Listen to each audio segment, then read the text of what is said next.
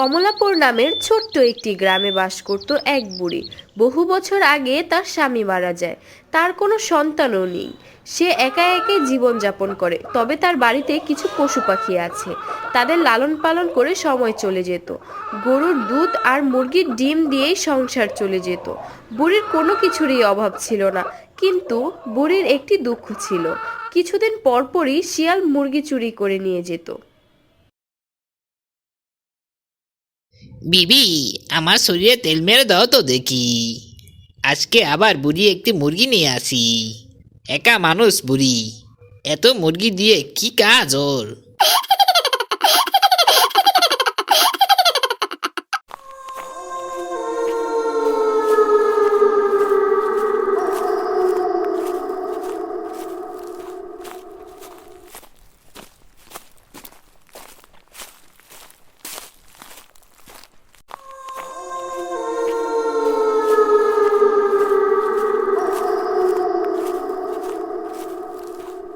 শিয়াল আবারও রাতে একটি মুরগি চুরি করে নিয়ে যায়।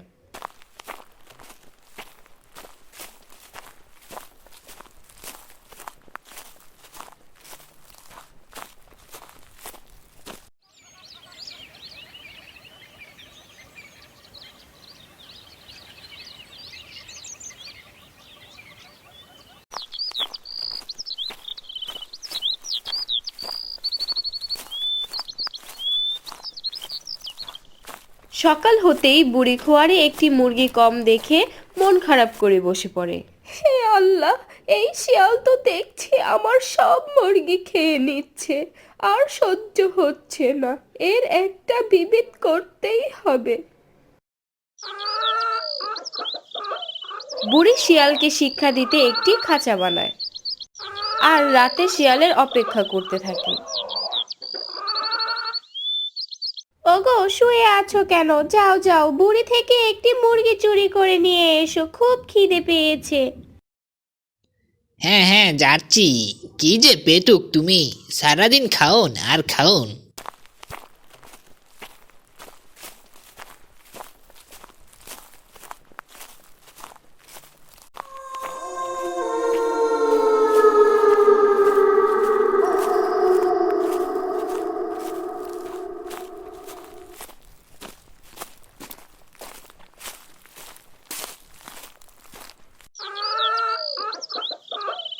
শিয়াল কিছু খেয়াল না করেই বুড়ির ফাঁদ পাতা খাঁচায় ঢুকে পড়ে আর বুড়ি খাঁচার মুখ লাগিয়ে দেয়। পেয়েছি আজকে, অনেক ক্ষতি করেছিস আমার, এবার খাঁচায় বন্দি থাক।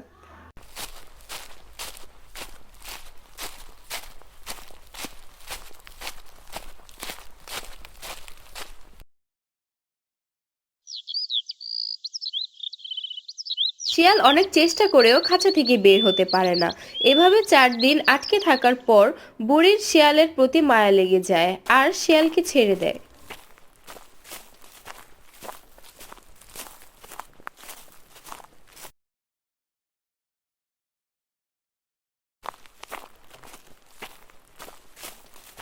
গিনি, ও গিনি।